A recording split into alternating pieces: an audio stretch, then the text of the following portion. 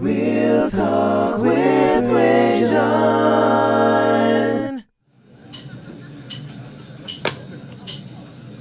Hello world and welcome back to Real Talk with ReZsaun with Nothing's Off Limits. You could have been anywhere in the world, but you are here with me, and I appreciate that. Now, though, for those who are new to Real Talk with ReZsaun, everything is debatable, so in any given week, we could be discussing anything from sports to music to politics. You name it, we'll discuss it. Yeah, man. So let's get it cracking. For those who don't know, I am your host, ReZsaun Lewis, and I break down my show into specific sections. The first part of the show, and the majority of the show, is the current events and topic section. The second segment of my show is relationship / family segment, followed by The second segment of my show is a relationship / family segment, followed by the audience question segment. If you'd like to call into the show during our audience question segment of the show, please write this number down. It's 843-900-6847. That's 843-900-6847. And normally the lines open up around 7:30, but I will definitely let you know if I do it before then. But again, 843-900-6847, and those are the Real Talk lines. Yeah, man. Thank you guys so much for tuning in. Let's get it cracking. All right. So I want to get it started off today by first of all thanking everybody for tuning into the show. You know, like I always said, you could have been anywhere in the world, but you are here with me, and I appreciate that. I am broadcasting live today, all the way on both of my streaming formats, both Periscope as well as Facebook. And thank you so much to my Periscope viewers who are watching as well. I'm really excited about tonight's show. It's a lot to talk about, so let's go ahead and get it in. I wanted to start off by talking about. I got two ways I can go with this, and both of them actually relate to teaching. Now, for those who don't know, I'm going to go ahead and give this. Oh, I'm forgetting words tonight. I'm going to give this disclaimer. That's the word. Give you this disclaimer. I am a teacher, so when I speak about teaching, when I speak about education, I'm definitely speaking from a standpoint of someone who is in the classroom and is dealing with these things. So we're going to talk about these teachers in California. I'm going to start off there. So I want to start off with this story about these teachers in California who decided, in Idaho, who decided to dress up as the Make America Great Again wall. Let me put this up here for you guys so y'all can check it out. All right, they decided to dress up as the Make America Great Again wall. Now, as we all know on Real Talk ReZsaun, as we discussed on many occasions, I'm not the biggest fan of President Trump, but I definitely respect people's right to be fans of President Trump and to believe in his ideology. I don't, but that's okay. But what we can't do is bring those things into the classroom to the point where our children are being affected by it. So we have these teachers in Idaho who dressed up as the Make America Great Again wall. So I'm going to read from the story, which was written in the Washington Post by Eli Rosenberg on November 4th at 9:49 a.m. It says, an Idaho superintendent has issued a public apology and placed 14 employees on paid administrative leave after staff at a public elementary school dressed up as Mexicans and a border wall for Halloween.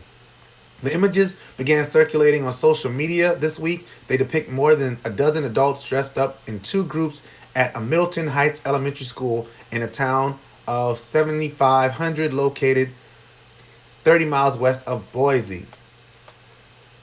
One group dressed up as stereotypes of Mexicans, replete with maracas, ponchos, sombreros, and fake mustaches. Other group dressed up as wall segments plastered with the Make America Great Again slogan. Wow. Now what's crazy is this. So the superintendent says there was no malicious intent. So in order to say there's no malicious intent in this situation, what up, Kenya? Thank you guys so much for watching. In order to first say that there's no malicious intent, first you have to understand what this whole Make America Great Again thing means to a lot of people.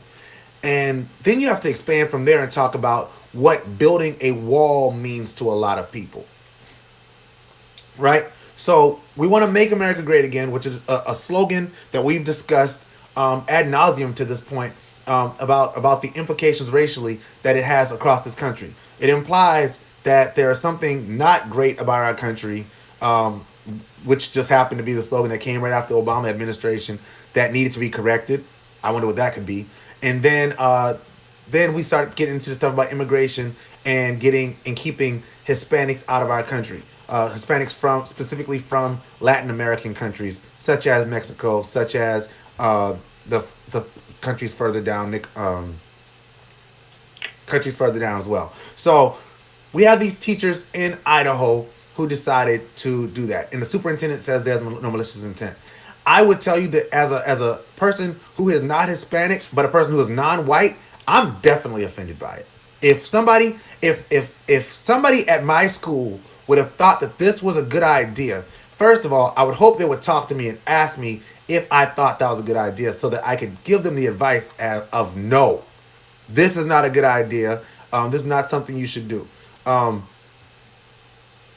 According to their comments, he says the superintendent, Josh Middleton, said in a Facebook video that I want to say we're better than this. We embrace all students. We have a responsibility to teach and reach all students, period. Do I think there was malicious intent in this poor decision? No, I don't. Was there poor judgment involved? Absolutely. And now we have to own those decisions. Wow. He also said on Saturday morning, Middleton announced the employees' actions during a special board meeting. The Ohio Statesman reported the board later said the investigation would continue. This type of behavior has no place in education and certainly not tolerated here at the Middleton School District. So that's what they have there. That's definitely not who in the faculty meeting, sat there and was like, so what are you guys gonna be? Because I know our team, like my team for Halloween, we were the Peanuts gang. So I was Charlie Brown, and we had Lucy and Linus and all the other people. I don't even know all their names, to be honest with you. But I was Charlie Brown. But in being Charlie Brown, guess what I didn't have to do? Paint my face white. Because though Charlie Brown is a white character, I didn't have to paint my face white to be Charlie Brown. I also didn't have to cut my hair, which is a whole other thing. Great. But I don't understand why year after year we have people who don't understand what culturally is insensitive. It doesn't make sense that 14 people thought it was a good idea to dress up as Mexicans and a border wall with the slogan, "Make America Great Again." It wasn't slick. It wasn't clever. It wasn't anything good. It was insensitive. It was racist. And it was wrong. And the fact that this school board is not calling these people out and, if not firing, severely reprimanding these people, that's a problem. That's a problem. I want to speak to my Caucasian friends right now. If you are thinking about doing something, right? If you seriously care about the way people feel about the things that you say or the things that you do, first of all, if there's something that you think you probably shouldn't say, you probably shouldn't say it. If it's something that you think you shouldn't do, you probably shouldn't do it. But if you're thinking about it and you feel strongly enough about it that you're thinking about following through with this thing, then I would suggest find a black friend, find a Hispanic friend, find an Asian friend, and say, hey, I'm considering doing X. I'm considering doing Y. I'm considering doing Z. What do you think?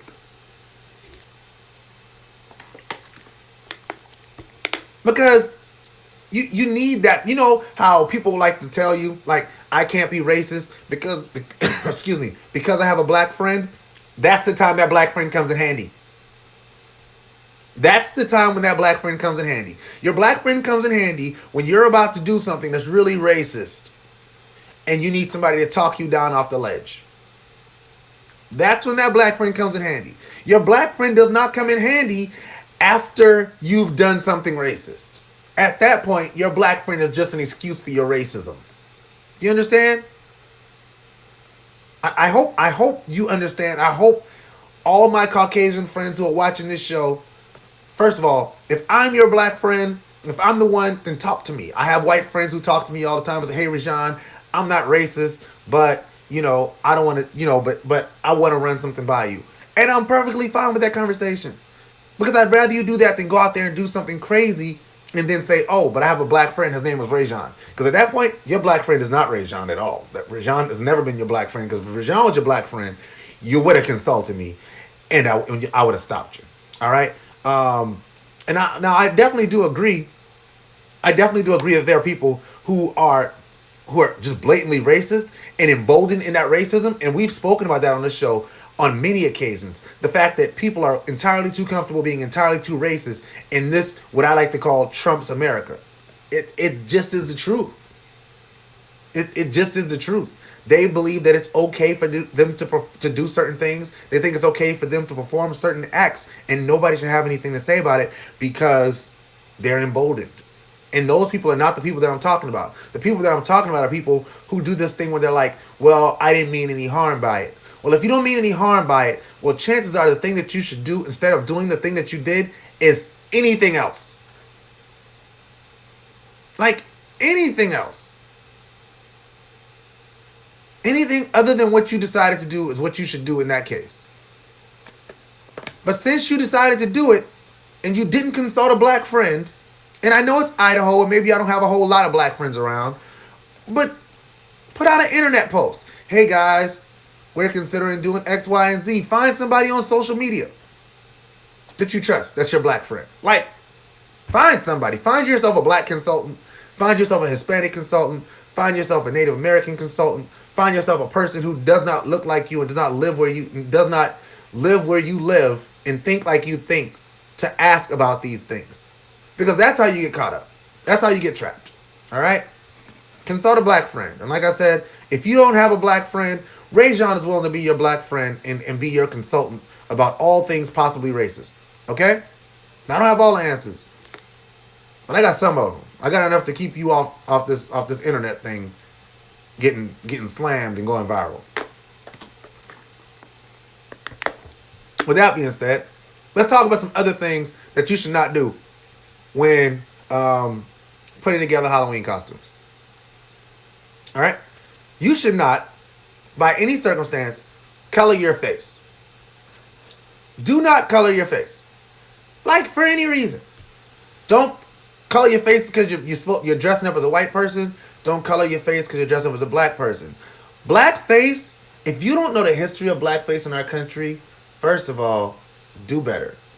Second of all, like, why, like, and I'm looking this up, bad Halloween costume ideas. I don't know why I didn't think to do that earlier. But, like, seriously, like, what about doing a Halloween costume makes you think that that's your opportunity to put black paint on your face, represent black people in that way? If you want to be Nicki Minaj for Halloween, be Nicki Minaj for Halloween, right? Find something similar to something she wore. Find something that, wear a chain that says Barbie on it. There's so many ways to do that. But if you're being a clown or a mime, you're not doing blackface. But blackface, if you want to, just Google, guys. Google blackface. It's just not a good idea ever. Okay? Another one. Nazis. Yeah, don't dress up as a Nazi. That's a very bad idea. Dressing up as a Nazi. It's a terrible idea. Culturally or racially insensitive costumes. I can tell you one. There was the movie. What was the movie? Dear White People, and they had the dress up as black people party where everybody dressed up as like a ratchet thing, and it was like, there's other black people, right? Like, why when white people dress up as black people, don't they dress up like Thurgood Marshall or um, Maxine Waters, Barack Obama? Like, there's so many people you could dress up as that are not negative stereotypes of black people. When you dress up as a Hispanic, why don't you dress up as Selena? Or dress up as, sorry, her name escapes me. Sotomayor, the Supreme Court Justice. We like the only time people want to dress up as people outside of their race. It seems like for a lot of Caucasian people, and that's not all Caucasian people, of course, is when it's something derogatory or something negative. When my kids want to dress up as white characters, I don't say, okay, baby, hold on. Let me make sure I paint your face white before you go out. My daughter was Hannah Montana one year. And she just put on the little costume thing and she went out and she trick-or-treated. No harm, no foul. No harm, no foul. Alright? Like, that's a problem. That's the problem. Let me get to some of these comments. A racist doesn't ask permission to be racist. Very true, April. Very true, April. Very true. Megan Kelly doesn't understand it either. She doesn't understand, and that's also why she's unemployed at this time. So she doesn't understand what's wrong with blackface. So, hey, go for it. The problem is they don't think they shouldn't. Look at the people they defend. True, true, true. They understand Trump got people feeling courageous about being a racist. True, true, true. Truth be told, Trump has emboldened people to show their true feeling about the opposite race. True, true, true. Unless you're being a clown or a mime. Yeah, and we talked about that. And Brian Howard, my homeboy, my good homeboy, says, when resources are intentionally deprived to any group of people to keep them socially, economically, politically disenfranchised, that is racism, and the people who have the resources to do it is racist. Just the mere fact of saying something that is hurtful is not the root of racism. Absolutely. Absolutely. And I've spoken on my show about the fact that people seem to think that as long as I'm not saying the word nigger, then I'm not racist. And I will tell you you're wrong. I'll tell you there's much more ways to be racist than just that, my friend. All right? And please, again, like I said, if you don't have an African-American friend to consult about these things, please consult me. Use me. I'll be your African-American consultant for racist actions if you need one. But I'm pretty sure you don't. I'm pretty sure you know somebody who you could ask and trust to give you good information about if something is racist. All right? But a lot of these costumes, like, we got to stop that. We got to stop that. So, bad on those teachers. I'm going to continue to follow up on that case, and I encourage all of you guys to do it as well. If you have not read the article, please read the article. And I am ReZsaun. This is Real Talk with ReZsaun, when nothing's off limits. I do this show every Sunday night from 7 to 8 o'clock. Thank you to everybody who's watching the show tonight. I really appreciate your support. Without your support, doing this show would be a whole lot less fun. So thank you guys so much for tuning in tonight. And please share if you are watching. I greatly appreciate your support. I greatly appreciate your support. I want to move on to my next topic. All right, so the story that I'm reading to you guys is from MSN.com, and it's loading up. It says California music teacher arrested after video captures him punching a student. So I'm going to read from the article, and then I'm going to give you my take on what happened here. Okay? So, right. A music teacher who taught at a California high school was arrested Friday after a video captured him fighting with a student during class, officials said. Marston Riley, 64, was taken into custody on suspicion of child abuse and causing great bodily injury on a child, KTLA reported. The incident occurred in Maywood Academy High School in Maywood, California. CBS Los Angeles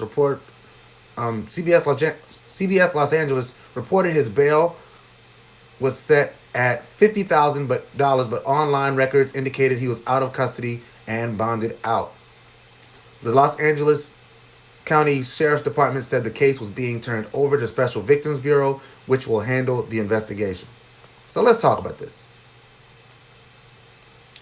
Let's talk about this situation. Now, again, as I talk about this, I want you to understand that I'm a teacher. A teacher in the classroom, right? Right now. Right now. Every day I'm dealing with students. Every day I'm dealing with students. What's up? What's up, y'all? Thank you so much for watching. Every day I'm dealing with students. And I can tell you that between being in the classroom as a teacher and working in mentorship, there are so many kids out here that are willing to try you in front of an audience. Like try you for real in front of an audience. And I'm not sure why. Because we live in an era where people do a whole lot of social media beefing. They do a whole lot of social media talking, a whole lot of social media wolfing at one another. You know, they'll get on and they'll talk all this trash about each other, and they'll say these like downright like nasty things about each other, and they'll have no problem with it.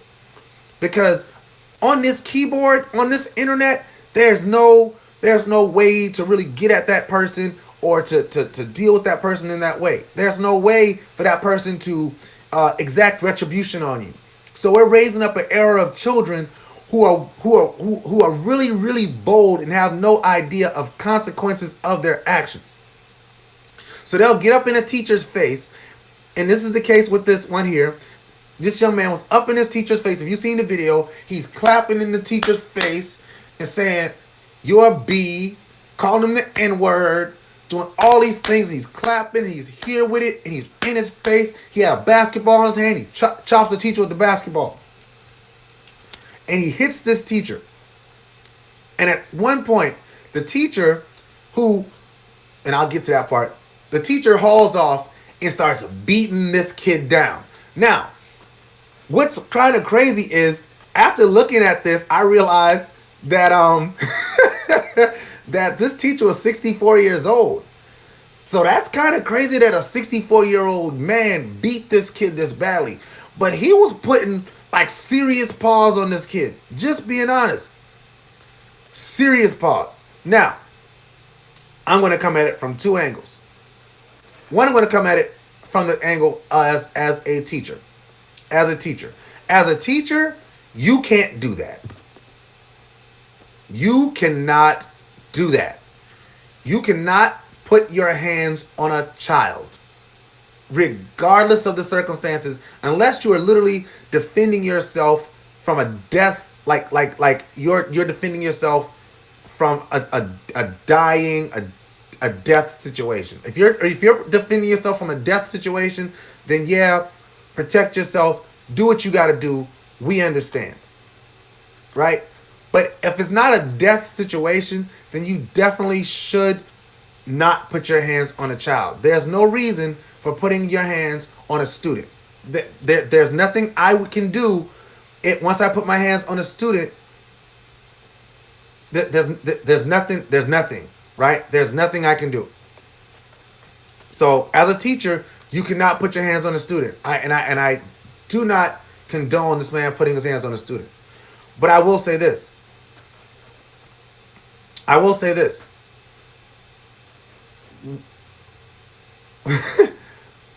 The kid was asking for it, right? And you don't want to, go there with it. You don't want to do that. But the kid was in his face doing all these things. With that being said, you can't do that. You cannot put your hands on a kid. You can't put yourself in that position. And again, I wanted to make this point as well, that we are raising up a generation of kids that think it's okay to mouth off to people, and rather that be a teacher or whether it be another student or whatever. We live in an era where everybody's a bully and nobody's a bully. And everybody, like Mike Tyson once said, everybody has a plan until you get hit. I've seen teachers get disrespected in so many different ways. And honestly, though I would have done everything I could to not put my hands on that kid, I can't tell you that I wouldn't have done the same thing in the same situation, because we're human beings. Like, we're human beings. We're human beings, right? We all make mistakes. Everybody has the times that you're just pushed too far, and we don't know how much abuse this teacher has dealt with from that student or from students like him in that class. We don't know anything other than what's on that video. So while I will say wholeheartedly, this teacher should not have put his hands on that student. He shouldn't have. He should have tried to find another way. He should have tried to find another route. You can only push a person so far before they snap. You can only push a person so far before they snap. Now, I will say this, and my homeboy Sam, my good homeboy Sam, had pointed this out when he watched the video, that the teacher had several opportunities to walk away. He definitely had opportunities to walk away, and he chose not to. And he chose not to for the same reason that a lot of people don't. Because pride. Because there was a lot of things egging it on, and he wanted to teach that kid a lesson. He wanted to teach that kid a lesson. And I think he did. I think he taught that kid you might want to watch who you run up on. You might want to watch who you run up on. Because you never know the hands on this person. Right? You just never know. And I can tell you personally that I was tried by a student like my second year. My second year, a kid really, really tried it. Now, he didn't hit me with nothing. But he was in my face, and he was doing the clapping stuff, and he was rah, rah, rah, and he was doing all of this and all of that. And I just told him, you might want to move because this ain't what you want. And, after a standoff in the hallway after a while, somebody else saw it, and, I walked away. And once I walked away, somebody else saw the situation, and they came and they dealt with the kid. But you never know. You never know what that man has been dealing with. That they apparently were comfortable enough where they felt comfortable cussing this man out, calling him all kind of names, calling him the N-word, calling him the B-word, just cussing at him. And after a while, it's like, you know what? These hands, they about to be yours for free 99. Like my homie Shakim said, you play stupid games, you get stupid prizes. Win stupid prizes. I've never heard that phrase before, but I love it. I think it's the funniest thing I've ever heard. That phrase. Play stupid games, you win stupid prizes. And that kid won stupid prizes that day because that 64-year-old man beat him up and down the block. I'm just saying. Now again, as a professional, I would not have done it. I would like to believe I wouldn't have done it. I'd like to believe that I'd have been a bigger person. I'd have walked away and I'd have done the right thing. But all of us, none of us are perfect. None of us are perfect. And this generation right here is a generation of, we're going to try you. They don't respect people, man. They don't have respect for elderly people. They don't have respect for older people. They don't have respect for younger people. They don't have respect for themselves in a lot of cases. That's why I'm so glad I'm involved in mentorship. And within mentorship, I deal with a lot of boys. And I've seen boys try adult men. And I thank God that those adult men had the wherewithal to walk away because there are other adult men around to be like, nah, bro, don't do that. But you're in a classroom full of kids. Imagine yourself in a classroom full of kids, right? This kid is screaming at you. This kid's yelling at you. This kid's cussing you. This kid hits you with a ball. This kid is doing all of this stuff to rile you up, to get you.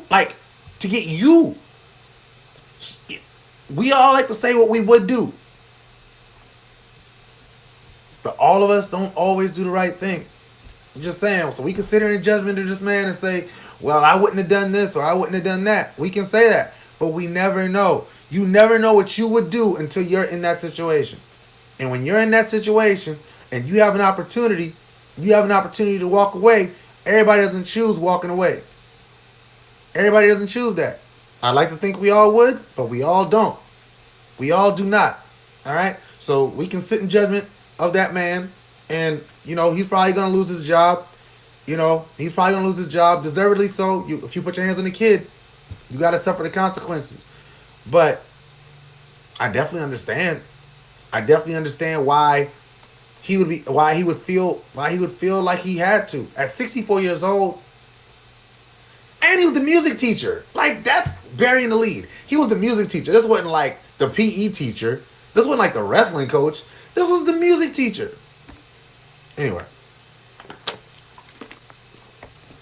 I'm just saying. This is Real Talk with ReZsaun. I'm your host, ReZsaun Lewis. Thank you guys so much for tuning in tonight. Because for those who've been with me the whole night, y'all know the trying times I've had with this technology tonight.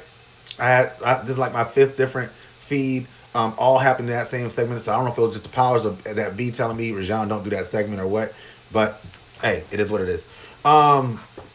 Moving on. I want to again thank you guys so much for watching the show tonight. This is Real Talk with ReZsaun. I am the host, ReZsaun Lewis. If this is your first time watching the show, I really appreciate your support, and I hope you're enjoying what I love to do, which is this show. So I hope you're enjoying it. I hope you're watching the show and enjoying what you see. I want to talk about one more topic before I close, because it's 7:51 and I've already been on for a while, even though it's been a bunch of different links. And I will do an edited version of it, so if you missed the beginning of it and you want to see it, I'm going to do an edited version so you guys can see it all put together, and check it out. This segment's going to be a really weird one, though. So I'm going to close with this. This is my last segment that I want to talk about, and it's voting. I want to talk about voting. And so I'm going to share this out because I want to really get an audience for this segment. Why we need to vote.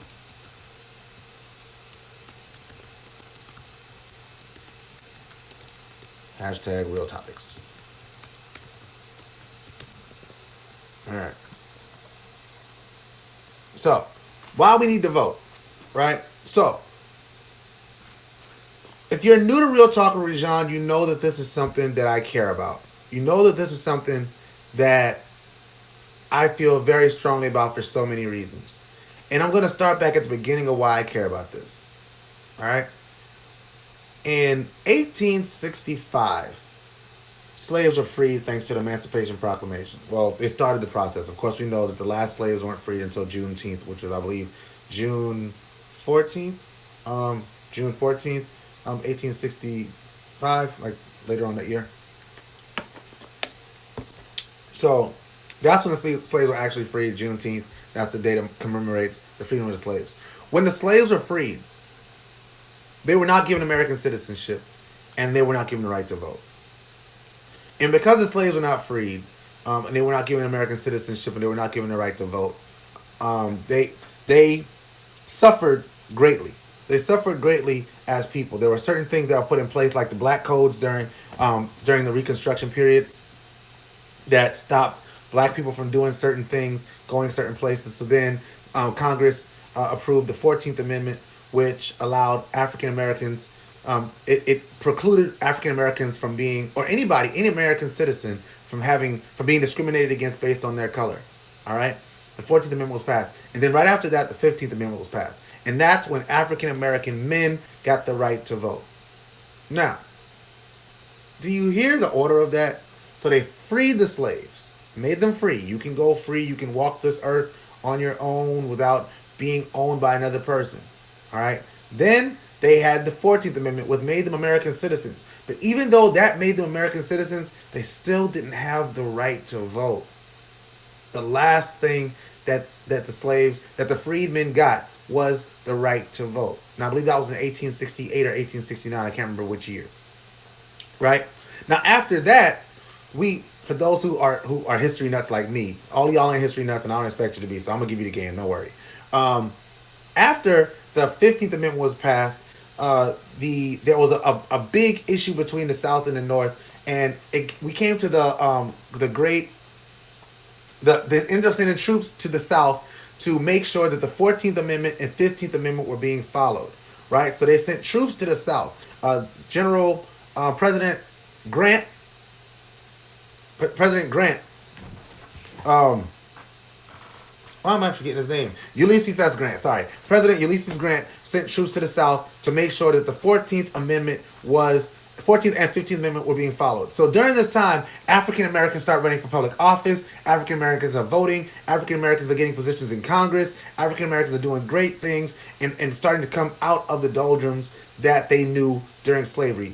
Though we still had the sharecropping and things like that going on, there was still people doing great things and making these things happen, making these strides as it came to the electorate. Now, that pushed forward to the to 1876, where they had the presidential election, which was so dirty and so flawed that they didn't even allow the people of the United States to elect the president.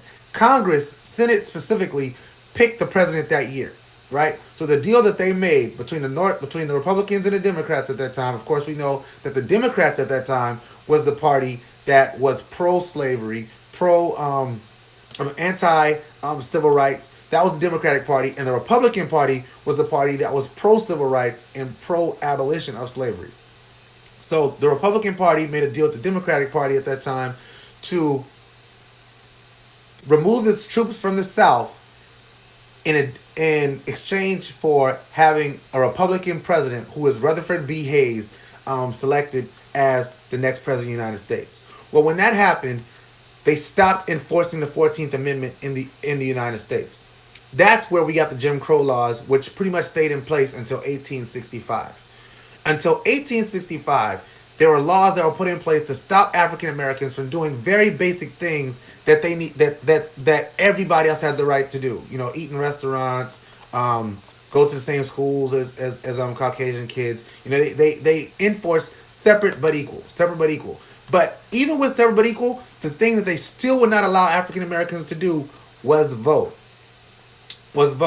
So here we come. Here we get to 1868, 1869, and the Voters' Rights Act is finally approved. That's after the Civil Rights Act, which ended segregation, which allowed them to go to the same schools, in the same places. Like, all of these things happened before African Americans could actually vote without encumberment. Without being encumbered. Now, why am I saying that? I'm saying that to say the same thing that I've been saying like the last 4 or 5 months. If somebody goes that far to stop you from doing something, that thing is important. That thing is important. And that thing that is the most basic American right, the most important act as an American citizen that we can do is to vote. It's the most important thing that we can do. There's nothing else that you do as an American citizen that is more important than voting. You have to go out to the polls. You have to go out and make your voice heard. Do you know that most elections are won by very small margins? And if just a larger percentage of people who think and look like you and me voted, our country will be run in a completely different way. But the fact that we stay home consistently and that people can count on us to stay home consistently every November is why things are the way they are. It's why people are emboldened to do a lot of the things that we talk about on this show. Because they don't have to respect the electorate. If they don't have to respect your electoral block, then they're going to do whatever they want to do. They're not going to care about your community because your community doesn't vote. If your community doesn't vote, then your community doesn't really impact them as politicians. Politicians speak votes. That's why when you look at a place like Mount Pleasant is the way it is right now because Mount Pleasant has a voter block that if you don't do what they expect you to do in Mount Pleasant, they're going to get you out of there. There's no way that these neighborhoods in Mount Pleasant that do represent a larger voter block, if there's something that they want, if they want a school built, that school's getting built. Because if not, every single person sitting in those seats is going to be out. And they don't care about you or me. They don't care about people who don't, they don't care. All they speak is votes. That's all they speak.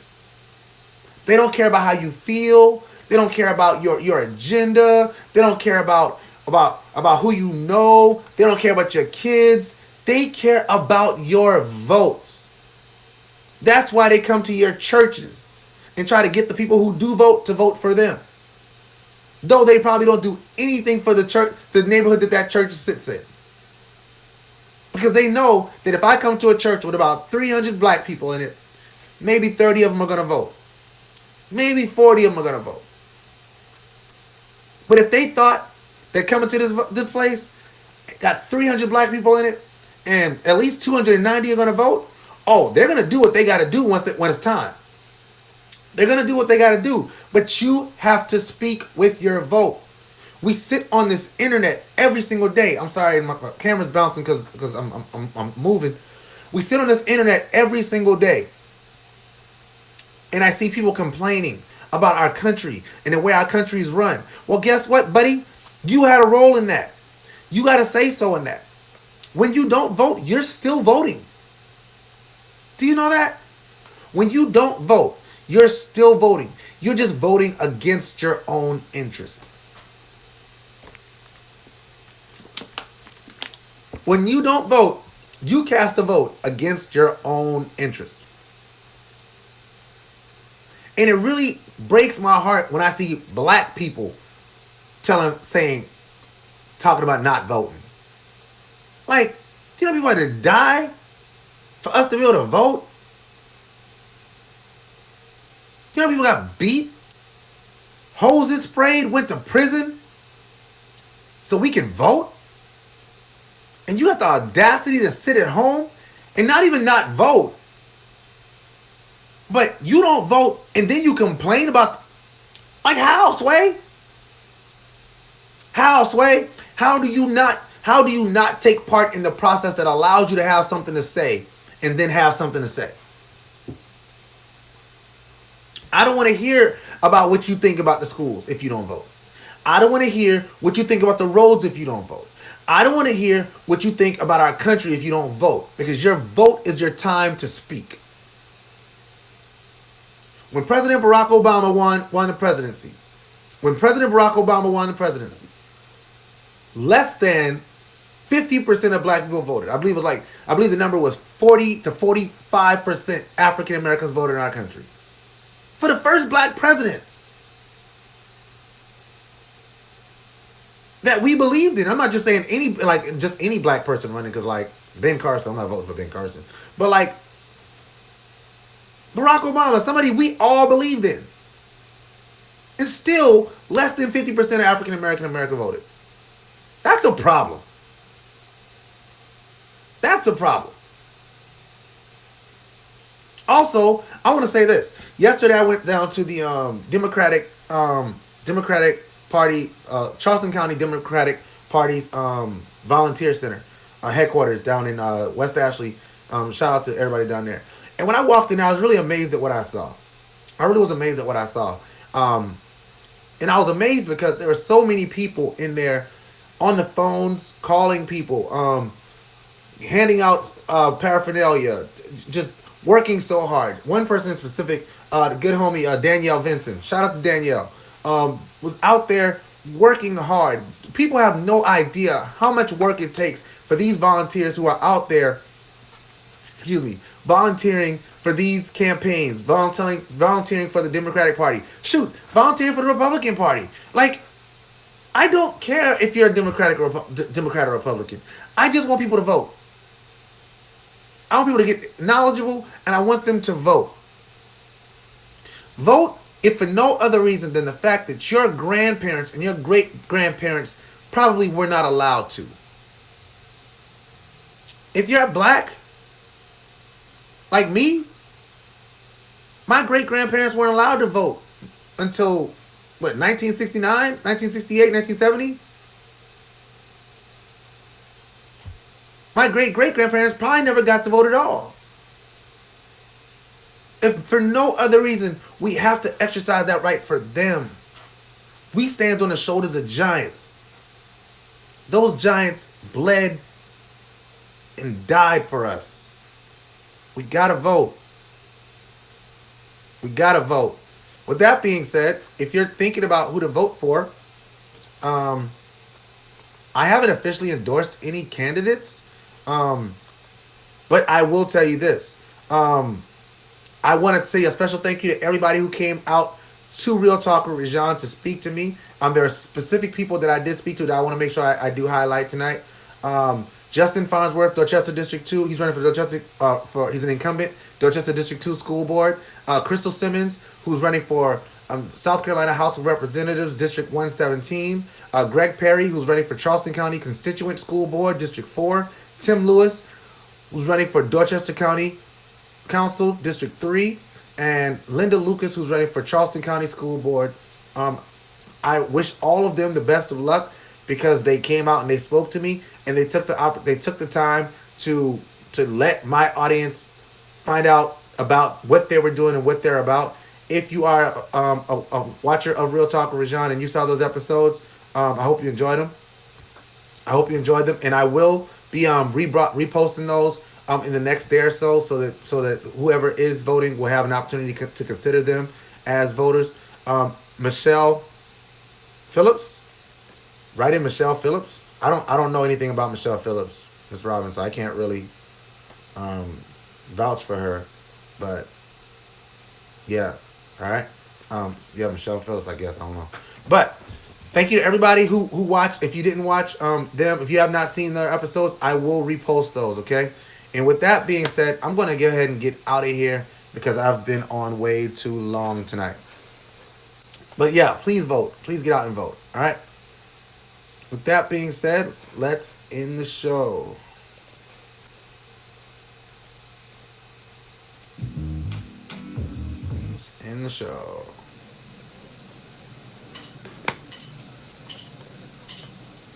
Thank you so much for watching this week. Reminder that the show is now split into 2 parts. Wednesdays at 7 p.m. I interview my local celebrities, and on Sundays at 7 p.m. is my normal show. Blah. This week's local celebrity spotlight will actually shine on a group that is holding an event in the Somerville area. Robin Dudley, who's actually on this feed right now, is one of the people who I'm interviewing, as well as some people from Somerville Dream, as well as Stone Soup Coalition. So I'm definitely excited about interviewing them. If you are doing something in the community that you would like a light shined on, please reach out to me on the Real Talk lines at 843-900-6847 or at realtalkwithrezsaun@gmail.com so that we can discuss getting you on the show. If you'd like to be made aware of when I go live, because sometimes it is unscheduled, please be sure to click the follow tab on the page and turn on notifications so that you will know when something new has been posted to the page. In the meantime, please follow me on social media to stay up to date with what's happening on Real Talk with ReZsaun. On Twitter, I am at Real Talk ReZsaun. On Facebook, I am at Real Talk with ReZsaun. On YouTube, follow me on YouTube at Real Talk with ReZsaun. On Periscope, thank you for watching Periscope. I'm at Real Talk ReZsaun. And on Instagram, I'm at Real Talk ReZsaun. Please feel free to leave comments, questions, or whatever else you'd like to say in the comment section or the message section. I love reading your messages and getting the feedback, even if it's negative. I am currently accepting invitations for speaking engagements and event hosting opportunities. If you'd like for me to speak at or host your event, you can request me through my Facebook page or email me at realtalkwithrezsaun@gmail.com. Upcoming dates and events, I have the Spotlight Awards, which is going to take place on November 17th at the Gilliard Center at 6 o'clock. Please get your tickets. It's going to be an amazing, amazing event honoring local people who are doing great things in the community. We're actually honoring 9 individuals who are doing great things in the name of... Pastor Thomas Dixon is actually one of the finalists, so shout out to Pastor Thomas Dixon. I'm also doing on January 14th Community Career Day with Exquisite Charleston. So if you're interested in checking that out, check out Exquisite Enterprises as Community Career Day, January 14th. And then January 19th, we have the Boys to Mentors Banquet, which is taking place from 6 to 8 o'clock. We're going to have a panel discussion about mentorship that I'm moderating. On that docket, we have Eric Jackson of R3 Mentoring, Troy McLean of the I Am Foundation, Sam Bellamy of SC Mentors, Ricardo Perry, the founder of the Distinguished Gentlemen's Club, as well as Raymond Nelson III of Boys with a Purpose Mentoring. A lot of things going on, man. A lot of things going on. Thank you guys for your support. Thank you for coming and growing with me. But at the end of the day, please remember that in closing, always remember that if a man doesn't stand for something, he is bound to fall for anything. Now that is real talk. Man, thank y'all for sticking with me tonight. It's been rough, but it's fun and it's done. Peace!